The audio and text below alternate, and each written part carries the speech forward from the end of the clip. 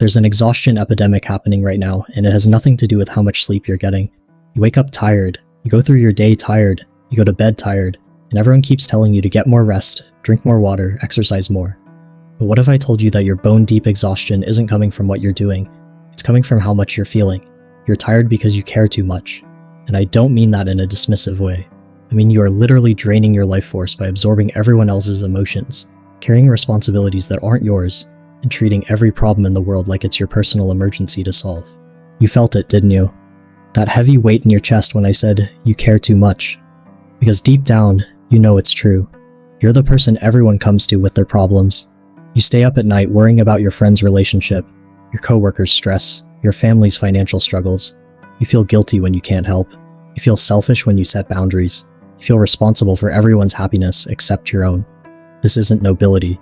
This isn't being a good person. This is emotional martyrdom, and it's slowly killing you from the inside out. We've been conditioned to believe that caring deeply about everything and everyone is a virtue. But here's what nobody talks about. There's a difference between caring and carrying. There's a difference between empathy and enmeshment. When you care too much, you don't actually help anyone more effectively. You just ensure that now there are two people suffering instead of one. Let me paint you a picture of what caring too much actually looks like. You wake up and immediately check your phone to see if anyone needs you. You scroll through social media and feel personally affected by every tragedy that crosses your feed. You carry this constant background hum of worry about things completely outside your control. At work, you take on extra projects because you can't bear the thought of your colleague being overwhelmed. You say yes to social events you don't want to attend because you're afraid of disappointing people. You worry about your parents' health, your siblings' choices, your friends' careers. You feel guilty when good things happen to you while others are struggling. And here's the devastating part. You've convinced yourself this is love. You've told yourself that caring this much makes you a good person. But what it actually makes you is exhausted, resentful, and empty.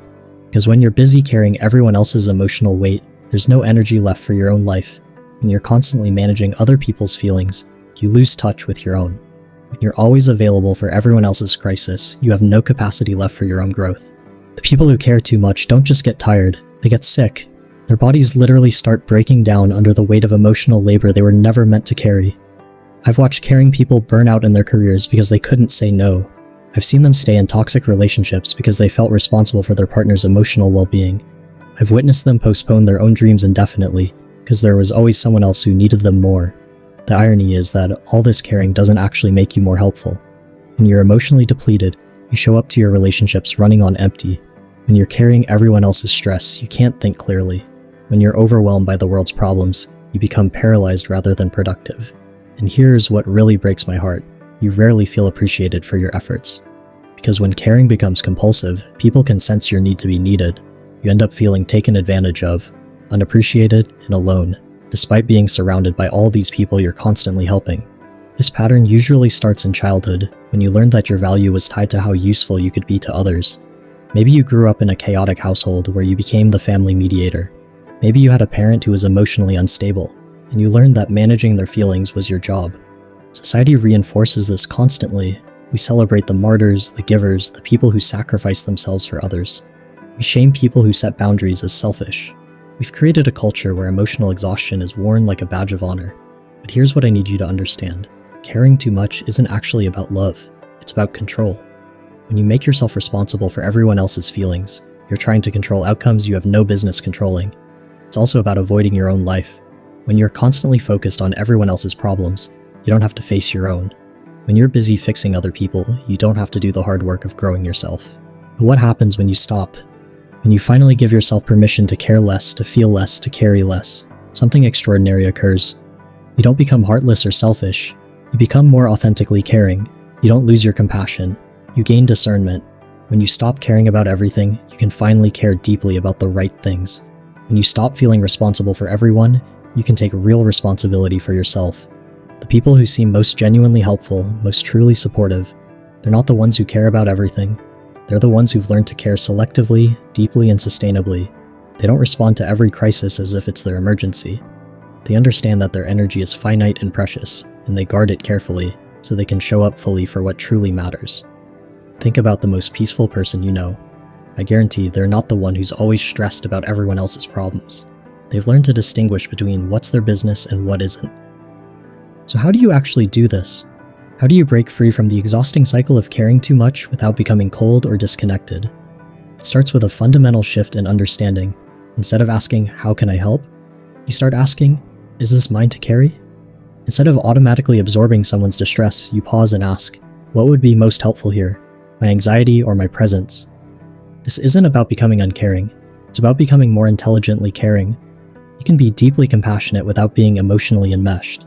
You can offer support without offering your nervous system as a storage unit for other people's stress. You start practicing what I call compassionate detachment. You can witness someone's pain without making it your pain. You can support someone's journey without taking responsibility for their destination.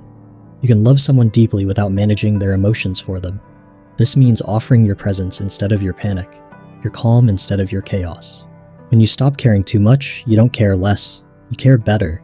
You become like a skilled doctor who can treat a patient's wound without taking on their pain. You can acknowledge someone's struggle without making it your struggle. You start to understand that the most loving thing you can do for someone is often to let them carry their own emotional weight. When you constantly rescue people from their feelings, you rob them of the opportunity to develop their own emotional strength. Real caring looks like being present without being porous. It looks like listening without absorbing. It looks like supporting without suffering. It looks like maintaining your own emotional equilibrium so you can be a steady presence for others. You realize that your worth isn't determined by how much emotional labor you perform for others. Your value doesn't come from being indispensable to everyone's emotional well-being.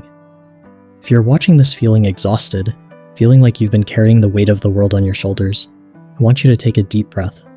I want you to imagine what it would feel like to care about your own energy as much as you care about everyone else's feelings. Starting today, practice one simple thing. Before you absorb someone else's emotion, pause and ask yourself, "Is this mine to feel?" Before you take on someone else's problem, ask, "Is this mine to solve?" This isn't selfishness. This is self-preservation. This is the difference between sustainable compassion and emotional burnout. Your exhaustion is not a badge of honor. Your depletion is not a measure of your goodness. Your inability to say no is not proof of your love. It's time to stop confusing emotional martyrdom with virtue. You have permission to care less about things that drain you and more about things that sustain you. You have permission to set boundaries without feeling guilty. You have permission to prioritize your own emotional well-being without calling it selfish. The world doesn't need you to carry everyone's pain. The world needs you to be whole, healthy, and present. And that's only possible when you stop caring too much about everything and start caring deeply about the right things, including yourself. If this message resonated with you, if you're ready to stop draining yourself by caring too much, drop "not mine to carry" in the comments below. Let's build a community of people who are choosing sustainable compassion over emotional burnout. Stop carrying what isn't yours to carry.